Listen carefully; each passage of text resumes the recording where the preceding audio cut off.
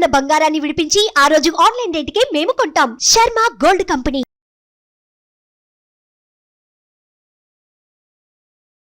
Hi, welcome to our channel. ఈరోజు మనతో పాటు ఉన్నారు భారతీ శంకరపీఠ వ్యవస్థాపకులు శ్రీ అన్నవరపు తిరుపతిమూర్తి అవధాని గారు. నమస్కారం గురువు గారు. ఓం శ్రీ మహాగణాధిపతయే నమః.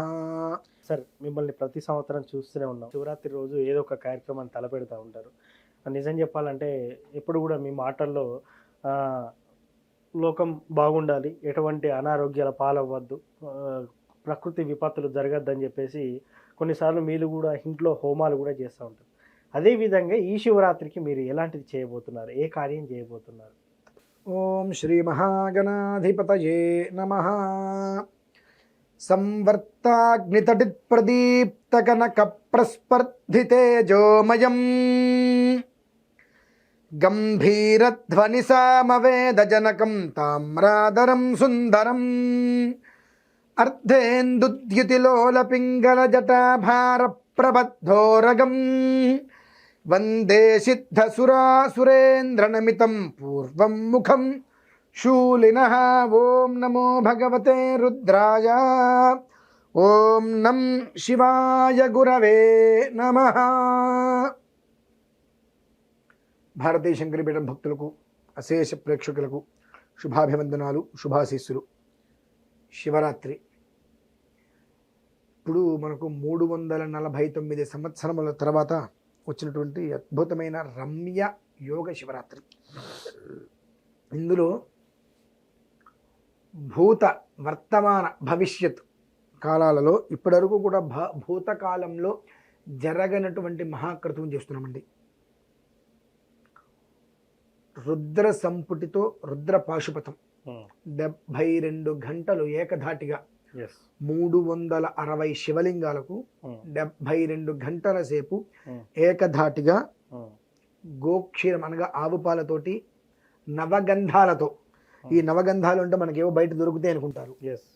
ఈ నవగంధాలతోటి, అలాగే భస్మము, పుష్పము, ఇందులో విశేషమైనటువంటిది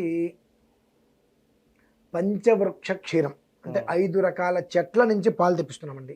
ఓకే, 5 రకాల చెట్ల నుంచి ఆ పాలు, వీటితోటి ప్రత్యేకమైనటువంటి అభిషేకం, ఈశ్వరారాధన చేస్తున్నాం.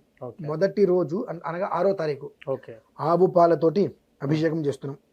అందులోనే మహామంత్ర పాశుపతంతో, అఘోర మృత్యుంజయ పాశుపతంతో రుద్ర హోమాన్ని కూడా చేస్తున్నాము. శివ కళ్యాణాన్ని కూడా చేస్తున్నాం. మొదటి రోజు గణపతి ఆరాధన అయిపోయిన తర్వాత గణపతి హోమం చేస్తూ మహన్యాసం చెప్పుకొని అనంతరము రుద్రపారాయణ మొదలు పెడతాం. ఈ రుద్రం అనేటువంటిది మామూలుగా ఒక్కసారి మనం పారాయణ చేస్తేనే ఈశ్వరుడు యొక్క శక్తి మనకు లభ్యమవుతుంది. అటువంటిది రుద్రాన్ని రుద్రంతో సంపూర్తి చేయటం అంటే ఒకే ఒక్క రుద్రం మామూలుగా 10 నిమిషాలు పట్టేటువంటి రుద్రం 62 గంటలు పడుతుందండి. ప్రపంచంలో ఇప్పటి వరకు ఎవ్వరూ చెయ్యలేదు. గూగుల్లో సెర్చ్ చేసినా దొరకదండి. 62 గంటల పాటు రుద్ర పాశుపతంతో, రుద్ర మహామంత్రంతో సంపూర్తి చేసేటువంటి విధానం ఇంతవరకు గూగుల్లో కూడా దొరకలేదు. అటువంటి మహాప్రక్రియ నిర్వహిస్తున్నాము. అనంతరం శతరుద్రాభిషేకం చేస్తున్నాం. ఇందులో 2వ రోజు 9 రకాల గంధాలండి. నవగంధానులేపనం అంటారు.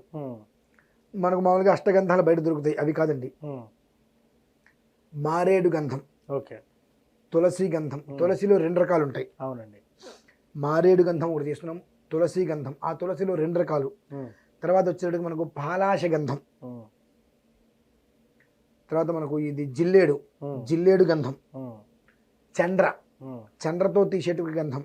ఇలా మొత్తం కూడా 8 రకాల గంధాలు, ఆ 8 రకాల కాష్టములు అంటే కట్టెలు తీసుకువచ్చి వాటిని ఎండబెట్టి ఎండిన తర్వాత వాటిని స్నానం మీద అరగతీస్తామండి.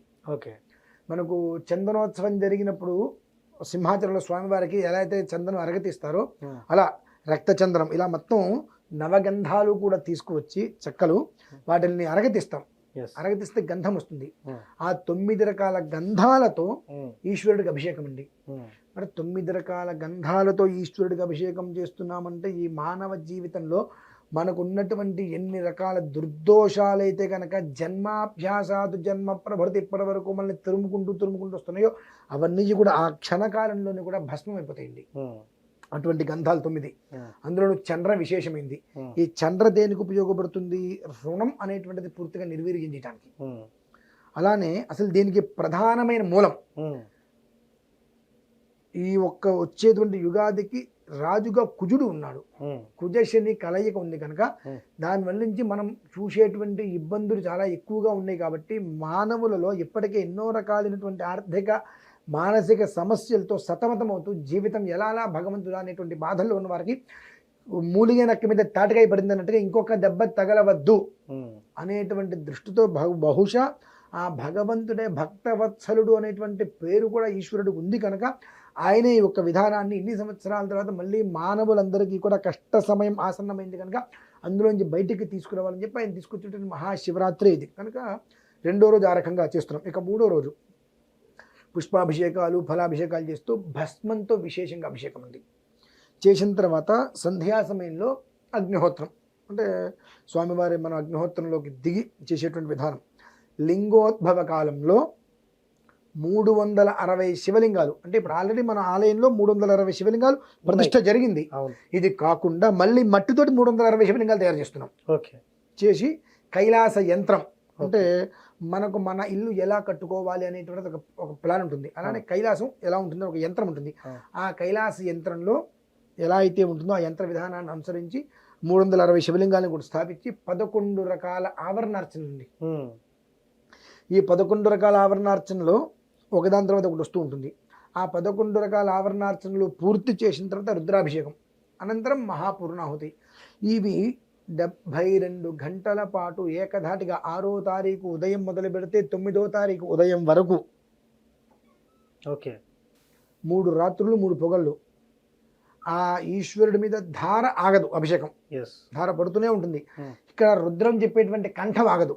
ఓకే, ఆ కంఠం 72 గంటలు సాగుతూనే ఉంటుంది. ఆ Non-stop. అభిషేకము రుద్రము ఈ 2 సాగుతూనే ఉంటుంది. అటువంటి విధానం అనేటువంటిది భూతకాలంలో జరగలేదు, భవిష్యత్తులో చెప్పలేము. వర్తమానం మాత్రం ఇప్పుడు ఇన్ని విషయాలను దృష్టిలో ఉంచుకొని గత 3 సంవత్సరాలుగా మేము దీని మీద సాధన చేసుకుంటూ వచ్చాం కాబట్టి ఆ సాధనని కార్యరూపంలో తీసుకొచ్చేటువంటి ప్రయత్నంగా ఎట్టి పరిస్థితుల్లో ఇది నిర్వర్తించవలసినదే అని కంకణం కట్టుకొని భారతీయ శంకరపీఠం నుంచి ప్రారంభం చేస్తున్నామండి ఈ యొక్క మహాకృతువుని. సార్ ఇప్పుడు దీంట్లో మీరు కంటిన్యూస్గా 72 గంటలు మీ కంఠానికి గ్యాప్ లేకుండా చదువుతున్నారు కదా, ఒకవేళ ఇది చూసినా విన్నా ఎలాంటి ఫలితాలు ఉంటాయంటారు చూసిన వారికి, అక్కడ ఉన్న వారికి? ఇప్పుడు చెప్తున్నా కదండి, ఇది వినటమే యోగం. ఎస్, ఓకే, మళ్ళీ ఇలాంటిది మనం వినాలంటే ఈ జన్మ మనకు సరిపోతుంది. మన తర్వాత సుమారుగా ఒక 7-8 తరాలు దాటుతుంది. అప్పటి వరకు మనం చూడలేం, వినలేం. ఎస్, ఓకే, అటువంటి మహాప్రక్రియ. దీనికి ఇది వస్తుంది అని చెప్పడం కష్టమండి. రానిది ఏది అంటే ఈ దోషం మనకు రాదు, ఈ పాపం మనకు రాదని చెప్పుకోవచ్చు. వస్తుంది, ఏమొస్తుంది అంటే ఈ 4 వస్తాయని చెప్పడం లేదు. 64 కళలు ఉన్నాయి. ఓకే, అలానే భగవంతుడికి 64 ఉపచారాలు ఉన్నాయి. 64 అనేటువంటిది చాలా యోగ్యకరమైనటువంటిది స్థితిగా. మనం 6-4 ఎంతండి? 6-4 10 అంటే చివరికి మిగిలింది ఎంత? 1. అంటే ఎవరు ఏ వృత్తులలో ఏ వ్యాపారాలలో ఉన్నారో వాళ్ళకి అందులో పై స్థాయికి వెళ్తారు, ఉత్తమమైన స్థాయికి వెళ్తారు. Number 1 position. అదే అక్కడ నిజంగా సార్, అసలు మీరు చేసే కార్యక్రమం చూడడం వల్లనే ఇంత ఫలితం ఉందంటే స్వయంగా పాల్గొంటే ఇంకెంత ఉంటుందనేది మనం మాటల్లో చెప్పలేం. Thank you very much sir. చూసారు కదా, ఇది వాటి కార్యక్రమం. మరో కార్యక్రమంలో మళ్ళీ కలుద్దాం. Thank you.